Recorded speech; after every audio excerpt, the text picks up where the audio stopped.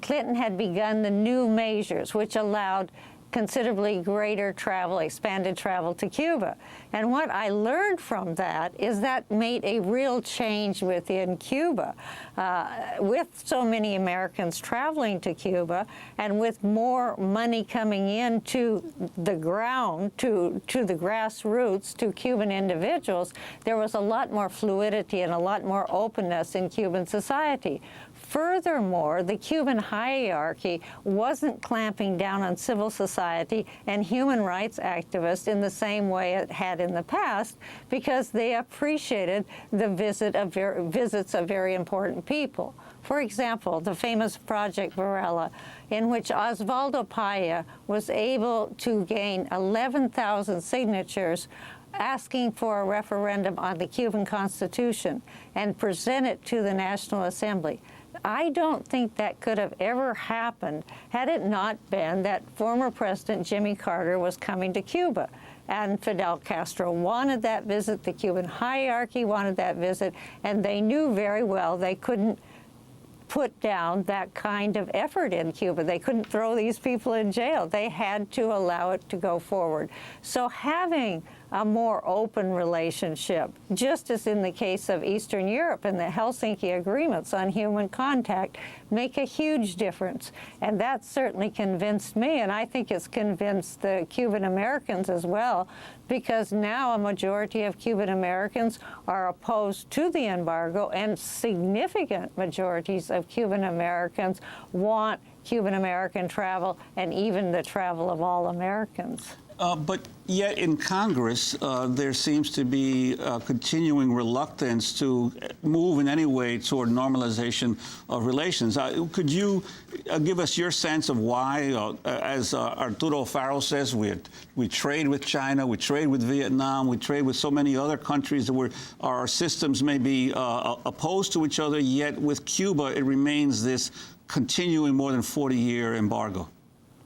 Well, there's no doubt that this has been a very unsuccessful policy, and so you would think we would change it. But I think there are two reasons, and they're both valid reasons. The first is domestic politics. Clearly, the South Florida delegation is very powerful. Senator Menendez from New Jersey has a strong Cuban-American constituency. They're very powerful. There's even a Cuban constituency in Senator Reid's in Nevada. But other than domestic politics, the other reason is we're obviously dealing with a country that has political prisoners, over 200, that doesn't allow freedom of speech, and that is essentially a dictatorship. So it's hard for us to argue, oh, you should get rid of the embargo, because it becomes very symbolic. And that's why in our report we're saying, okay, keep the embargo, much as President Obama said, but take away the parts of the embargo that aren't working, that prevent us from contact with the Cuban people. Because it has been proven that when you have democracy, it has to come from within. We need to take down the communications embargo as well as the people embargo, because we need to get in to Cuba books, magazines, TV, radio, because the more contact the Cuban people have with what is going on in the world, the greater chance they'll become agents for change in Cuba. Michael Ratner, President of the Center for Constitutional Rights, your comment on, well, it's a dictatorship, so the embargo, if loosened, should remain. Well, look, I mean, I obviously appreciate in some way what Ambassador Huddleston is saying. Obviously, like Arturo's statement a lot better because he's just for end this embargo. Huddleston has moved to some extent on this. But the idea that this embargo was ever about, quote, promoting democracy in Cuba is what underlies, unfortunately, Ambassador Huddleston's statement as well as Obama's statement. And it was never about that.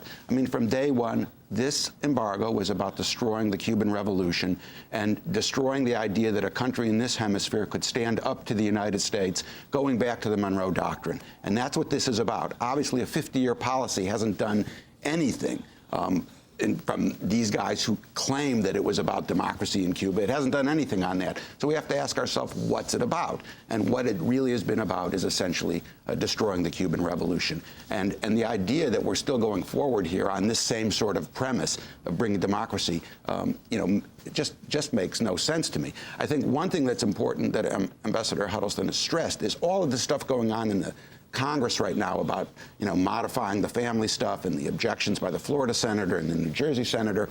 What she has pointed out is Obama can actually change this with the stroke of a pen. He doesn't need that.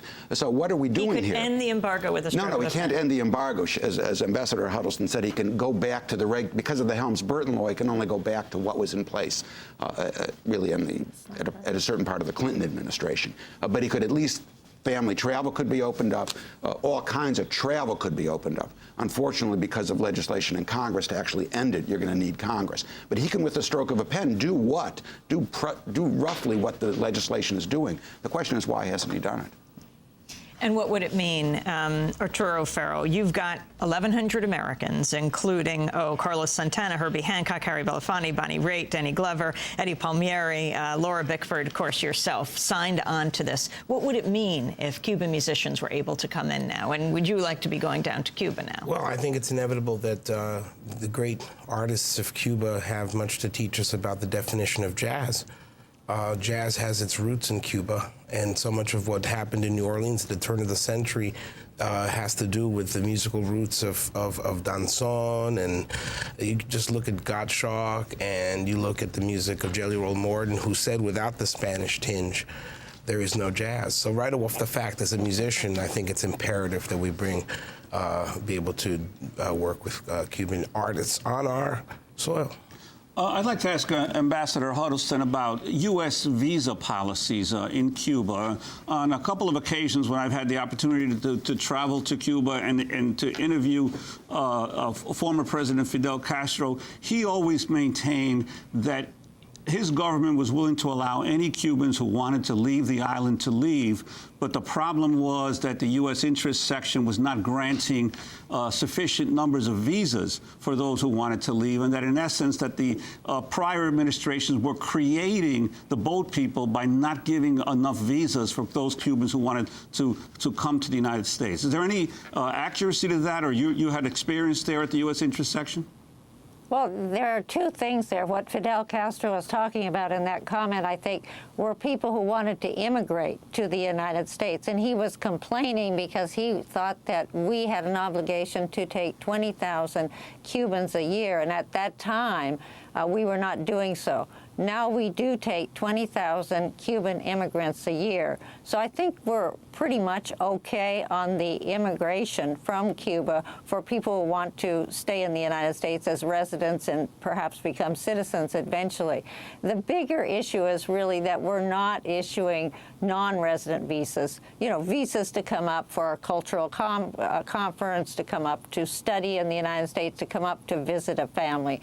And that's just pure and simple because we want to limit to some degree the number of Cubans coming up to the United States, particularly if they're Cuban officials. And I think the best thing to do with that is just treat Cuba and the issuance of visas like we do any other country in the world.